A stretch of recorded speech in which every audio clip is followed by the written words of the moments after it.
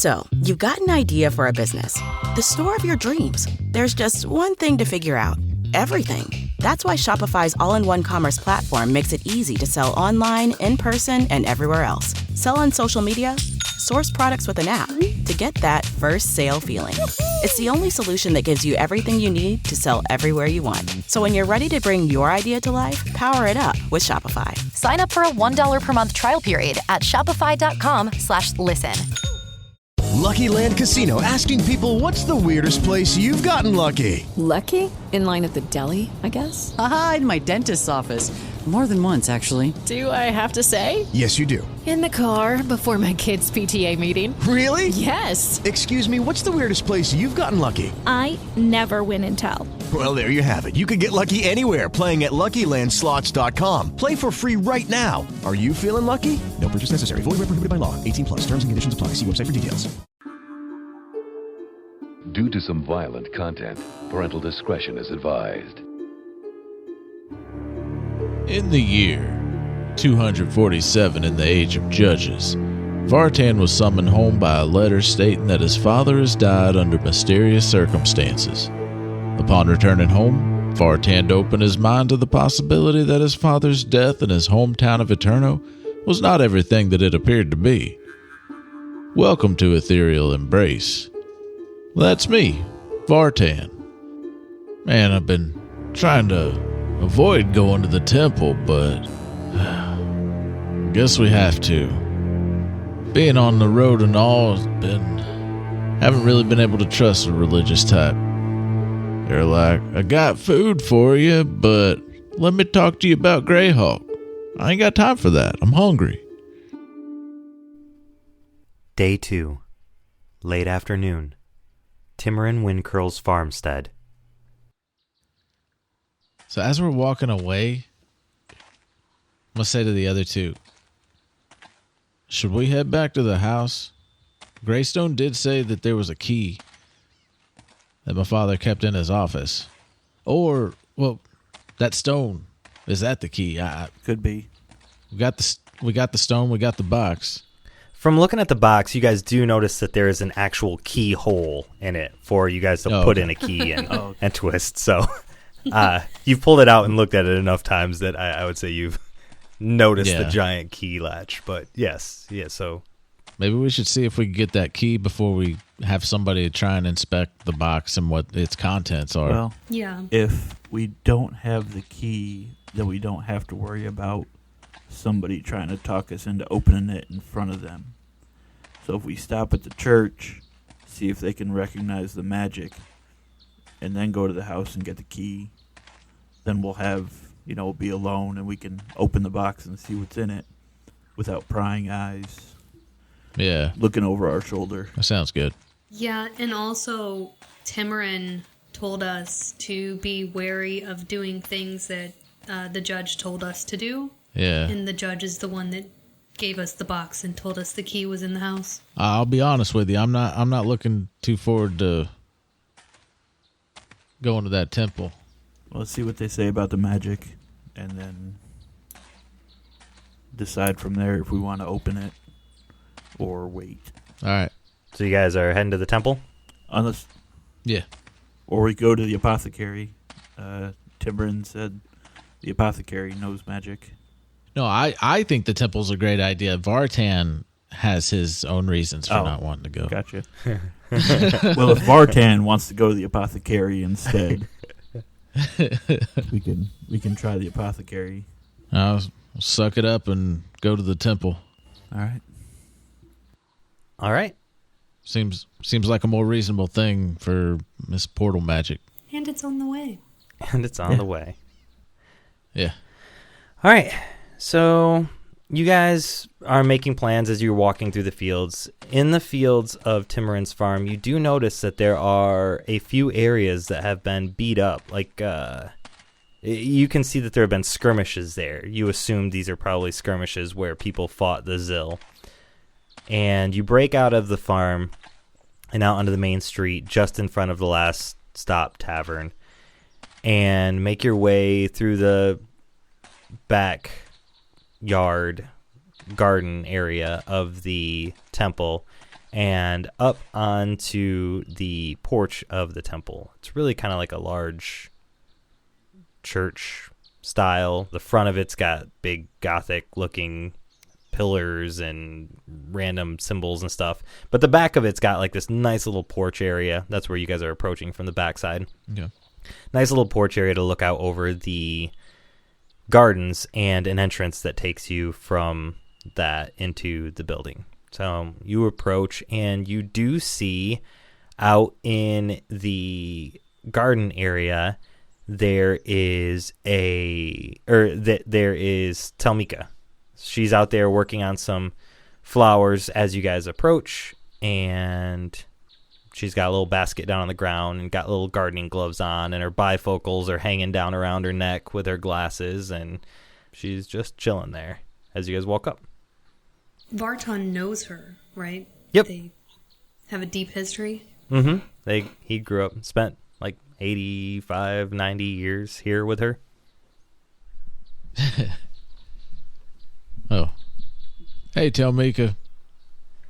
Hey, Vartan. How are you doing? Yeah, could be better. Oh, no. I understand that. Let me get up just 1 second. And she puts her little shears in the basket and finished trimming, and she brushes her hands off and stands up and brushes her apron off, and she says, Would you like something to drink or eat? Come on inside. And ways for you to follow her into the temple. The temple is big enough. We're out of the halfling farmhouses, so you can easily go into the temple if you choose. I'll say I'm good on food and drink. Thank you, though. Okay. Well, you're a growing boy still, and growing boys need their food and drink, but what can I help you with? What do you know about what's going on here in the town with the Zill and the magic in the town? Oh, those are horrendous beasts. I pray every night to Greyhawk that the creatures quit coming here and plaguing our city. But I don't know what much more about them. I lock the doors to the temple each night and kind of hide away. What about that Bastille fellow? Oh, yes, Bastille. Young man. Says he's here to do some research on the town. Says our town is a unique place to live. I don't know about that, but he's nice enough. You should meet him. And she hollers out for him, Bastille, come out here. But she doesn't move to go inside. She just shouts at the door. I'm going to look to the other two and go, there's a lot of research going on.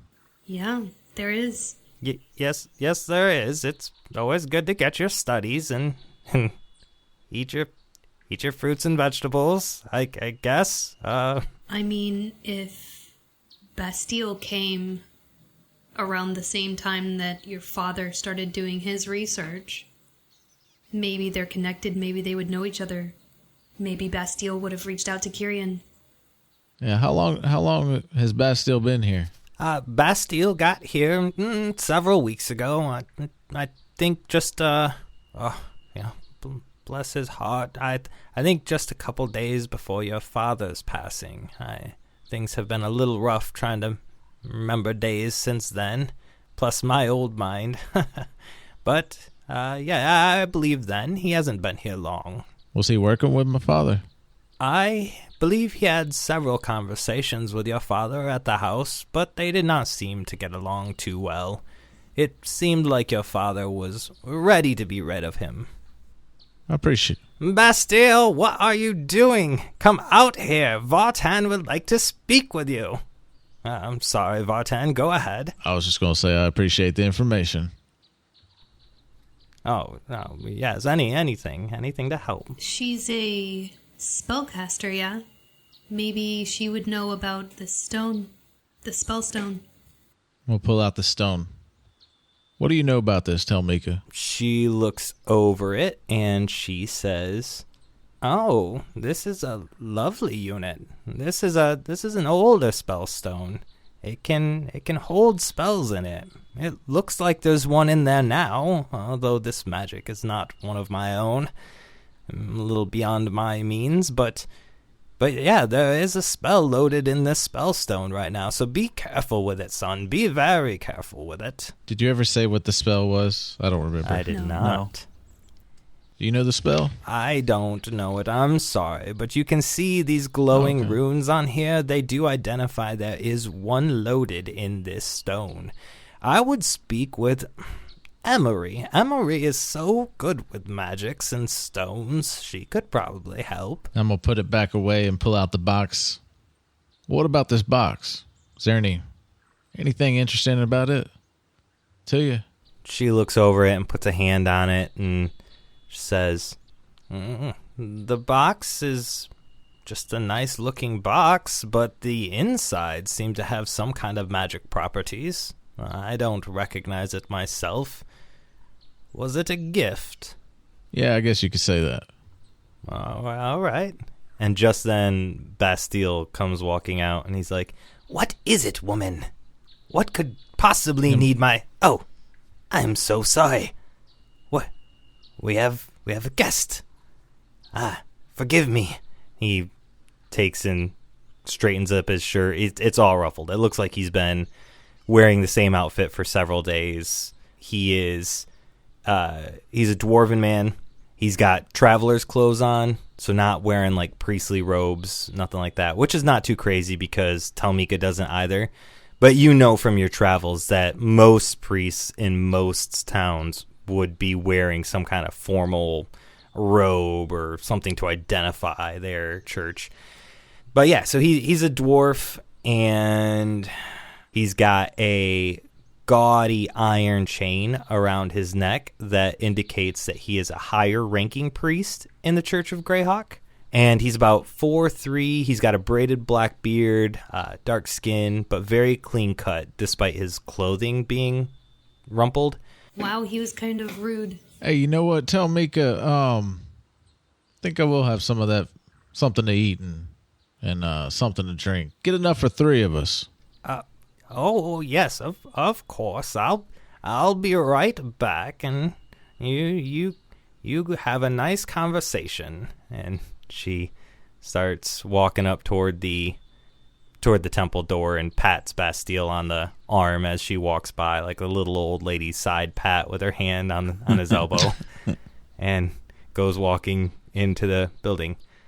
Bastille says, "I'm so sorry that I came out so abruptly. I was studying, and I get away from myself sometimes. I am Bastille." And he walks across the garden, not paying much attention to the flowers or anything that he's like. He doesn't step in the path. He steps like on a couple little flower, bush area things, and puts his hand out though to shake hands with you, Vartan. All right, well, I'm going to reach out to shake his hand, and I'm going to squeeze it kind of tight, and I'm going to keep holding it. All right. So you're a furbog. You're 7'9", right? Is that? Yeah. And he's a dwarf, 4'3", so you're like, almost double his height, and he's like, "Oh, you have quite the grip there, don't you?" Yeah, I heard you and Kyrian were talking not too long ago before his death. Yes, I had many good conversations with Kyrian. He was a fine man. The town will miss him, I'm sure. Yeah, what was that conversation about? Well, those are kind of private conversations about my research. I'm going to squeeze his hand harder. All right, roll and intimidate now.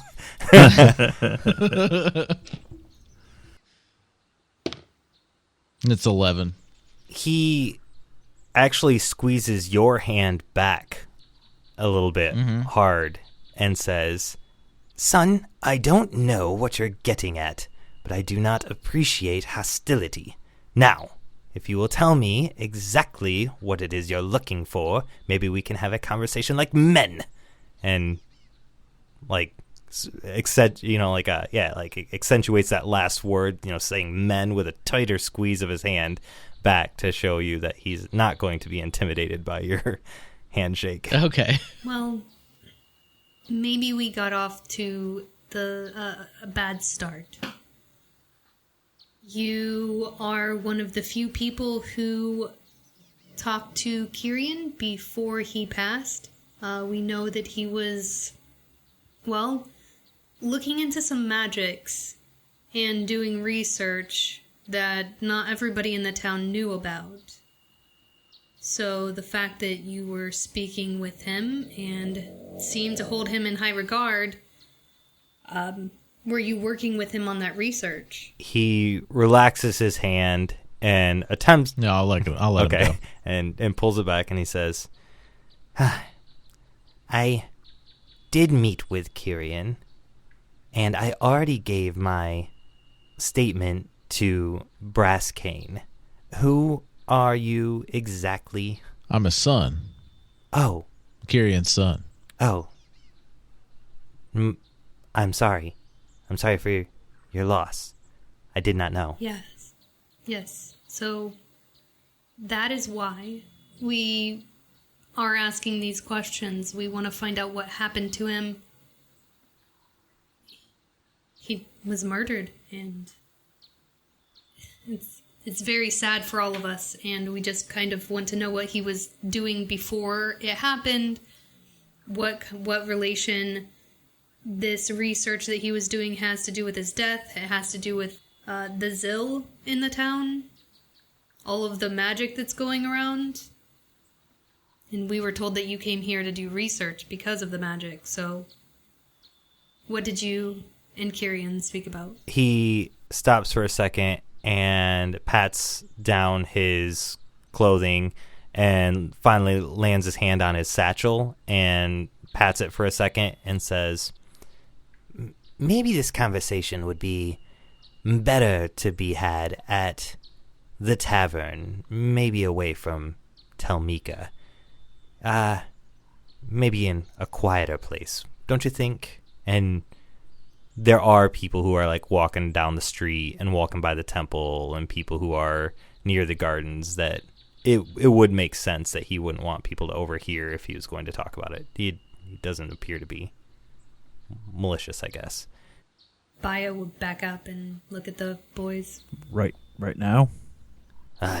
Good as time as any, wouldn't you say? I guess. We can finish our other errands afterwards. Very good.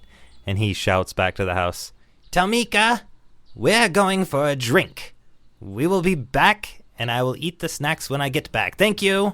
Well, I'll see you soon. Oh.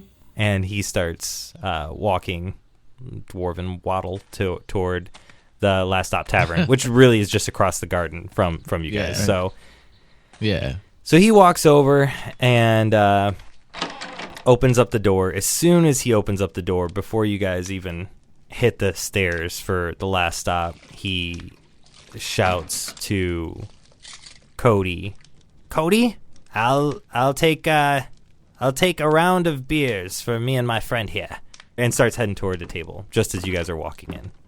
So Cody looks up from the bar and nods, and you are walking in as well. So then he goes and sits down, and it's in a very corner table, and motions for you to come sit down as well. And he takes the booth so that you don't have to scoot your giant furbog butt into the chair. But yeah, so he takes the booth so that you can have the chair. Okay. It would be funnier if you sat next to him in the booth and I took the chair. Is there only one way into the booth? Yeah. It's like a corner. So like the table's like, kind of like a, I don't know, like a breakfast place, where you've got the booth goes in the corner and then there's two chairs on the other side of the table, but it butts up against the wall. So yeah. So is that what you do then? Yeah, I think so. Yeah, I'm gonna close them in. Yeah. Oh. All right. Okay. We're doing this now. And just as you sit down next to him, he quickly yanks a journal out of his satchel and sets it down on the table in front of him. And it's a newer journal. It doesn't look like it's very worn in yet. But on the cover it does say Eterno city. And he waits for a second for Cody to bring over, and Cody brings over 2 drinks and sets them down in the middle of the table. Hey, Cody, what's up? We're going to need 2 more beers. Oh, I'm sorry. Yeah, I'll go get you those 2 beers then. I'll be right back. Okay. And he starts heading. What's wrong with this guy? Okay. He starts talking. So, I met with your father. I don't know what kind of research he was doing, but I was told that he was kind of the man in charge of the city. I do think that is probably an accurate assumption for your father. He seemed to be very knowledgeable, and he was a kind man, even if he was a little overprotective, if you ask me, but who am I to judge? He was kind of tight-lipped about the city. Some people here seem to be tight-lipped about the city. But let me ask you a few questions. How long have you been gone from Eterno? Right out about 10 years. Right out, okay. So I've been here for a few weeks now, and I feel like I've met everyone. Even the newest person, Magno. But I hadn't seen you here, so I apologize for my earlier annoyance with your line of questionings, but I was a little taken aback by it. Yeah, that's my fault. Sorry about that. When you were not in Eterno, did you notice that there was anything different about how other cities work versus this city specifically? Like the number of children, or the number of people in the town, the number of houses and families. You don't really have travelers here, and you don't have people who travel away. You noticed any of these things when you were out and about? Other cities just have those naturally. Yeah, I didn't really think about it till I came back last night and then walking around town today. Everything you just said is suspicious to me. Right. And, yeah. Furthermore, I don't know if you've noticed, but there's not really a graveyard inside Eterno. For a city this size, doesn't that strike you as odd as well? Huh. And now all the people that are, I guess, dying or, well, they're not dying, they're turning up missing, other than my father. Yeah, and your father was buried on his property. Not in a town graveyard. In a town this size, there should be at least one graveyard. So these were the questions I was bringing up with your father. He was very evasive. Maybe you can help. And he flips open his journal and goes through, a few different notes and stops halfway through and he says, I'm sorry. I do this often. I let my research get the better part of me. You are here to ask me questions, not the other way around. What can I help you with? How can I help you? What do you got in that journal? Like, I want to know about your research, what you've been finding out here. He is going to make an insight roll on you. Okay. I'm not deceiving him. You're asking somebody to share his life's work. Well, I'm gonna persuasion? Yeah, roll a persuasion. That's a 9. Okay, well you're fine. He rolled a 7. So he says, well, being from here, you might not notice it. It seems like no one notices it. But I was first attracted to your city because out of many wars and battles that have been around, none of the residents of this city have really gone out. They're all kind of exempt from those callings. In fact, it seemed like travelers don't have any history about the city of Eterno, not for hundreds of years. As far back as the history books that I've looked at, there's not really anything about it. It's just a little bubble that people walk around. And me, I was super interested in, this little bubble, the space that nobody goes to. Why doesn't anyone go there? So I thought I would come and check it out. You know what I found out while I was here? What's that?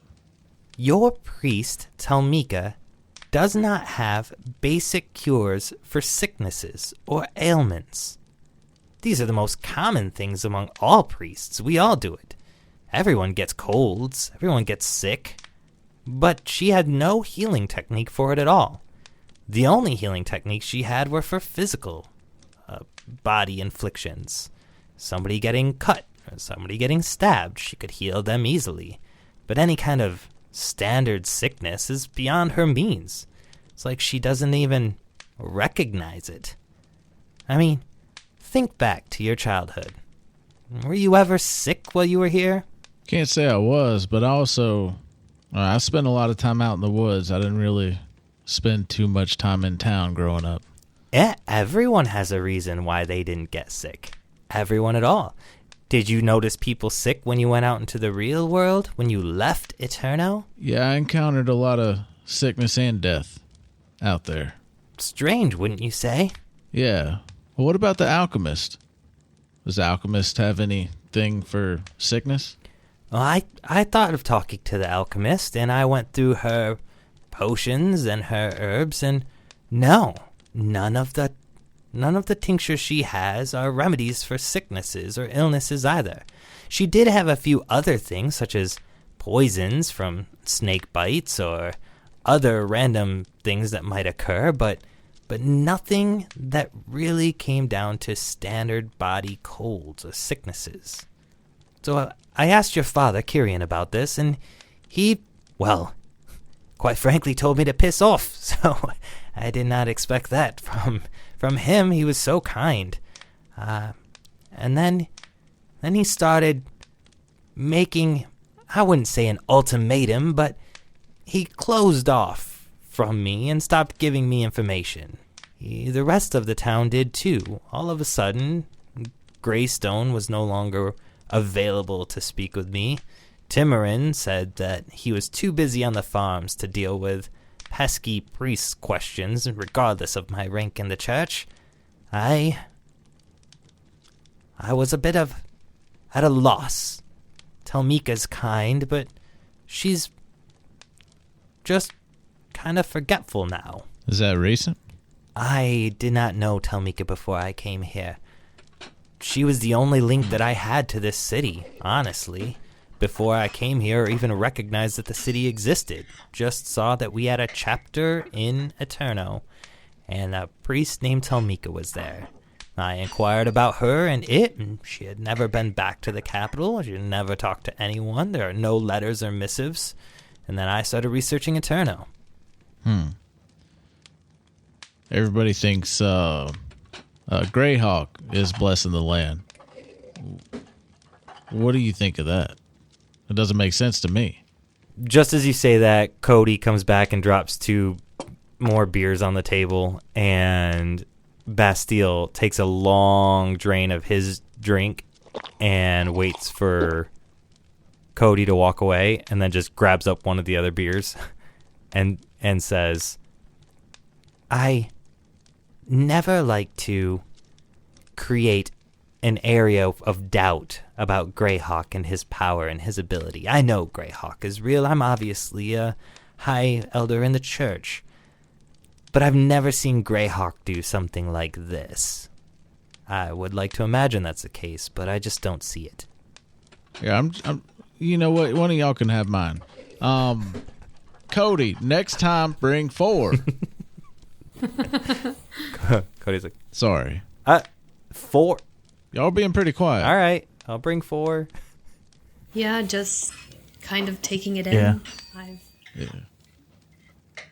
I'm not super familiar with the town. It looks like he's just curious and It is precocious. very interesting that there's no cemeteries. I didn't notice that in my time here.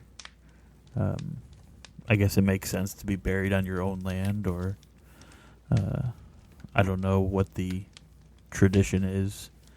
Maybe they burn their dead. Well, I can honestly say there's no tradition that I remember from here. You don't remember people dying? It's all standing out to me now after I've been gone for 10 years. This goes back further than just my father's death. Was something fishy going on. Oh, wow. Bastille, when did you first, I guess, hear about Eterno? When did it first show up in your books? Well, I first saw Eterno back maybe a year and a half ago. And I studied at some of the libraries, and I brought it up to some of my peers and sent letters, and I even tried to send a few letters down here, but no one delivers letters to Eterno. That's strange. I thought so as well. So I started getting my things in order for a long-term trip. Had to get my affairs in order at the church. A high elder can't just disappear from the church and expect no one to get angry about it. So after I had my affairs in order, I came down here, and I've been here ever since. So, but you had no trouble getting into town. Neither did we. Why wouldn't somebody carry mail here? I couldn't tell you. I really could not tell you. I'm not sure what else to ask him. Besides, obviously, he spent some time with Kyrian. Did he notice what Kyrian was working on? Was he fully focused on just his work and blind to what Kyrian was doing? Well, he told him to get out whenever he asked him. He said. Okay. Cody shows up now and drops off 4 more beers and says, Did I get it right this time, Vartan? Yeah, you can see all of us here, right? What is wrong with Cody? Dipping into his own supply. Day drinking. Might want to slow down back there, Cody. Yeah, no, Cody looks at you and just shakes his head and says, Bastille, you're taking care of all of this, right? And Bastille's like, yes, put it on the tab, put it on the church's tab. Ooh. So what do you make of this stone? I know there's magic in here, but I don't know what kind of magic's in it. Oh, so the spell stone. Oh, wonderful. Do you mind if I take a look at it and see what it says? I don't want to part with it, but... Oh, no, I just need a moment to look at the rune on the back, if you don't mind. Sure. Insight check real quick on that. Oh, yeah, go ahead. Nat 20. Oh, dang. Roll it again. Come on. You gave me so many... Oh, okay, no. So many low rolls on that dice. Only one. All right, so in that 20, you can tell that he can probably get the spell without holding it, but he is just a curious person by nature, and that he's probably not... I mean, he doesn't seem like he's going to activate the spell. He just wants to hold the spell stone. He's just kind of excited to see a spell stone. Okay. Yeah, I'm going to hand it to him. Yeah, let him. Yeah. You hand it, his eyes get wide, and he's like, oh, this is wonderful. I have seen these in the church, but I've never had one in my own possession. How lucky you are. And he flips over the stone and looks at the rune, and he stares at it for a second, and then he says, I do know this spell. One moment. And he reaches into his satchel and pulls out another book. And this one is old. This journal is like super old. And he flips it open and flips back to a few different pages. And you see the same rune that is on the back of the stone is on the page that he lands at. Mm-hmm. And he says, This spell is a holy spell. This spell is called Hallow. Have you heard of such a spell? Can't say I have. I don't think I have that one yet. So this spell is taking up the entire stone, and its capacity to hold a spell. It is one of the biggest spells I have ever seen. Essentially, you can touch a point and infuse the area with a holy power. The area is standard room size, maybe a bigger room, but it sets boundaries. Celestials and elementals and fiends like these zills. Undead and fey creatures cannot enter the area, nor can they get to anyone inside the area. Think of it as your own little safety bubble. A lot like the city of Eterno altogether. Other than the Zill that are here. Well, I was using a for example. I don't think the whole city is hallowed. The difference with Hallow is it really only lasts for one day. So you could activate this stone, touch an area, make the whole area hallowed ground, and it would last for 24 hours. Now, in my research, if there is a fiend here or an extra-dimensional creature here, and it's in the hallowed ground when you activate it, there's a chance it will send it back to its own realm. Okay. This is no small spell. I could cast it after some research, but even this is not something that I am prepared to do as of today. Whoever gave this to you is very powerful indeed.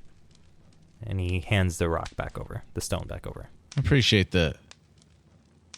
Well, while we're at it, and you seem to be curious of all this, what about this box?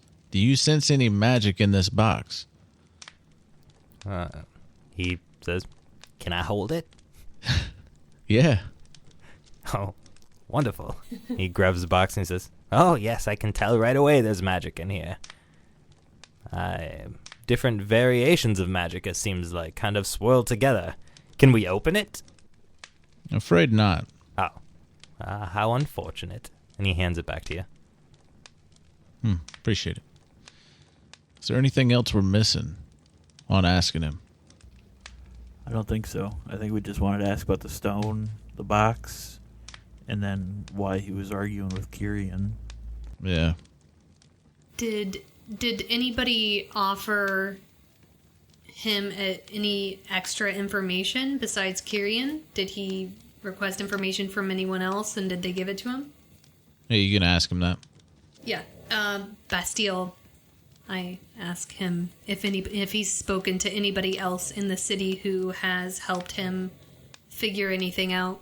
When I first got here, I spoke to Greystone and to Brasscane, and then I talked to Cody here, as well as I talked to Emery. I mean, I talked to several people, but as soon as I triggered something in Kyrian, they all got tight-lipped. None of them really gave me any additional information.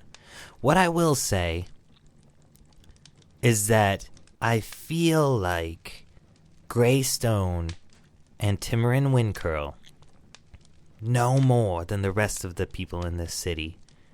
I think they had some kind of agreement with Kyrian. Well, they are pillars of the town. Yes, I would say so. I think it's time to pay Greystone another visit.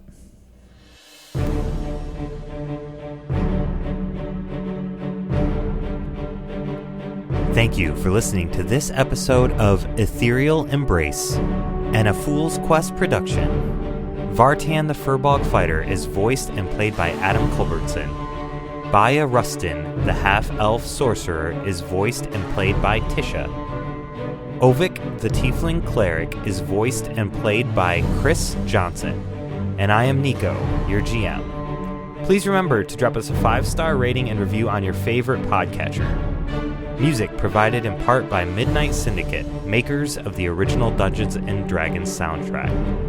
If you would like to follow us on social media or say hello to the cast, details on where to find us will be in this episode's notes. Remember, be safe, we love you all, and stay foolish.